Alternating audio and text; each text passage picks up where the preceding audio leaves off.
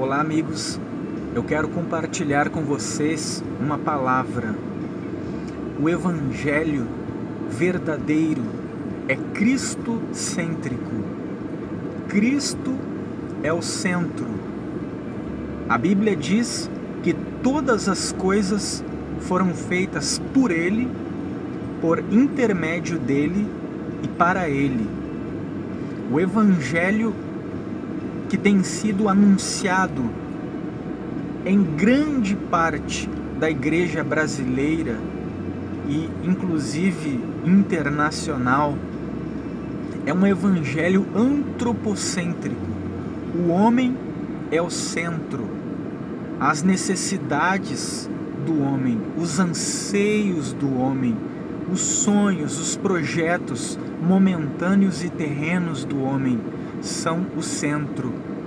Deus foi transformado em um grande Papai Noel que existe com a função de prover, de abençoar, de satisfazer os anseios do homem. E Deus é uma pessoa. Ele tem sentimentos e deseja ser amado, servido e adorado por amor, por fé e por gratidão. E não que as pessoas o busquem por aquilo que ele pode oferecer, mas que o busquem por aquilo que ele é.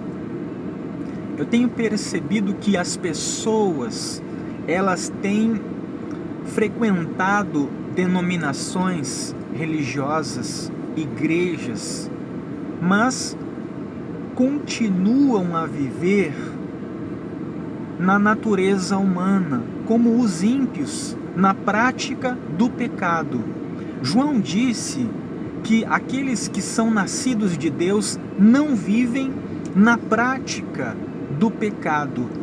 Nós habitamos em um corpo sujeito ao pecado. É inevitável que em algum momento nós venhamos falhar e cometer o pecado. Mas há uma diferença entre pecar e viver na prática contínua e desenfreada do pecado. O salvo em Cristo, ele não vive no pecado. Ele pode ter um momento de fraqueza e quando ele peca, ele não fica prostrado. A palavra diz: o justo pode cair muitas vezes, mas não ficará frustrado, pois de todas elas o Senhor o levantará. Mas nós temos visto que a nossa geração, por conta da mensagem que tem sido ministrada, uma mensagem antropocêntrica, voltada ao bem-estar humano, ela não leva temor de Deus aos corações das pessoas. Então as pessoas congregam, as pessoas ocupam o altar e vivem na prática do pecado, vivem na prostituição, na fornicação, no vício, na pornografia, no adultério, na mentira. E as pessoas, elas esquecem de que existe uma realidade no pós-vida. Existe um lugar chamado inferno. A pessoa que mais falou no inferno foi o Senhor Jesus. 44% das parábolas do Senhor Jesus falava sobre o inferno. Ele falou mais acerca do inferno do que sobre o céu, porque ele quis alertar as pessoas, porque ninguém mais do que ele conhece a dura realidade do inferno. Ele criou o inferno para o diabo e os seus anjos, mas todos aqueles que rejeitam a Cristo, aquele que pode perdoar e salvar, serão lançados e estão sendo lançados. A cada segundo no mundo, cerca de 3 pessoas morrem.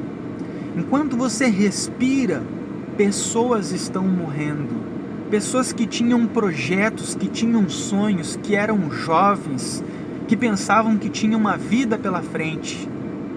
Muitas delas congregavam, estavam semanalmente em uma igreja, tinham títulos, tinham cargos dentro da igreja, mas viviam na prática do pecado, e agora elas estão lá, estão nesse lugar real, aonde a lembrança do pecado que elas praticaram quando vivas é viva, é latente.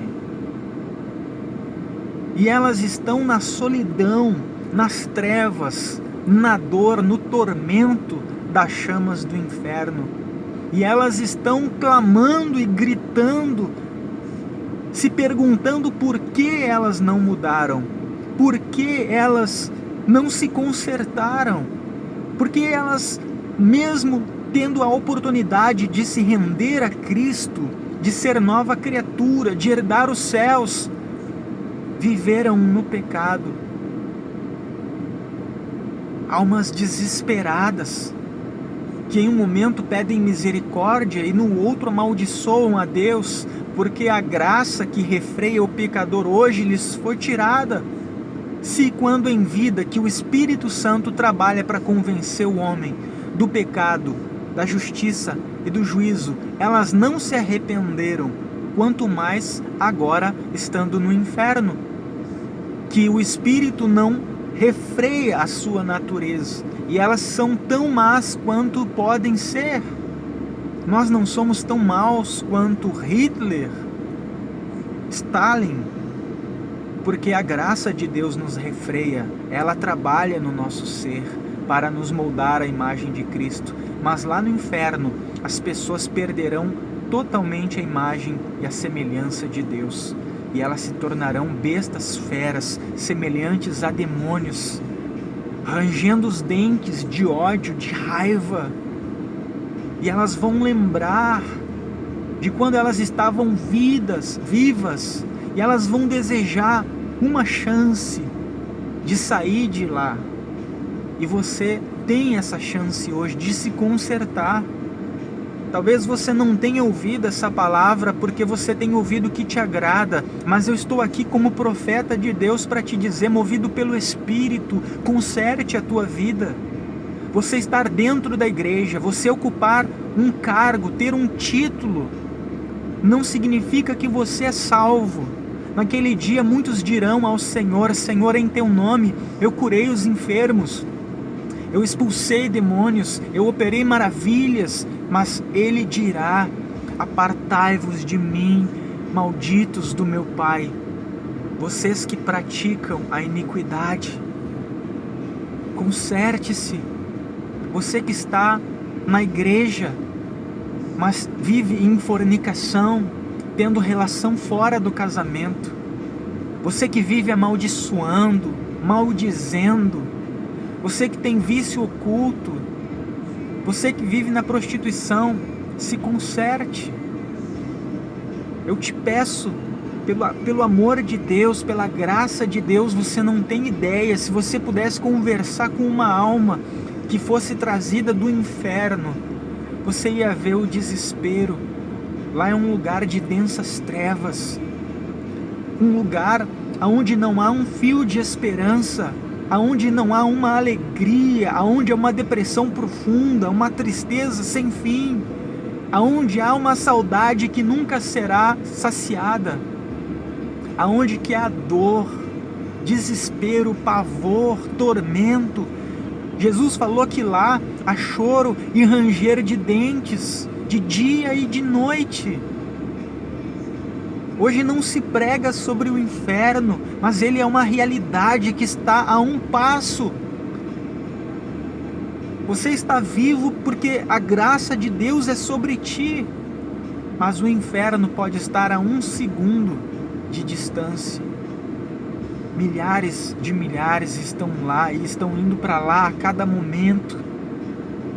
E nós precisamos estar preparados para essa realidade e fugir da ira vindoura. João Batista diz para os religiosos fariseus e escribas, produzam frutos que mostrem que de fato vocês se arrependeram. Porque vocês pensam que vão escapar da ira vindoura. As pessoas dizem: eu sou salvo, mas salvo de quê?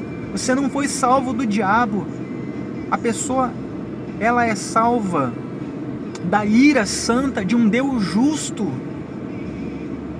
Então conserte a sua vida, para que você possa escapar desse lugar de tormento, desse lugar de dor, desse lugar que existe e não foi preparado para você, mas para o diabo e os seus anjos. Que Deus abençoe a tua vida poderosamente, no nome de Jesus.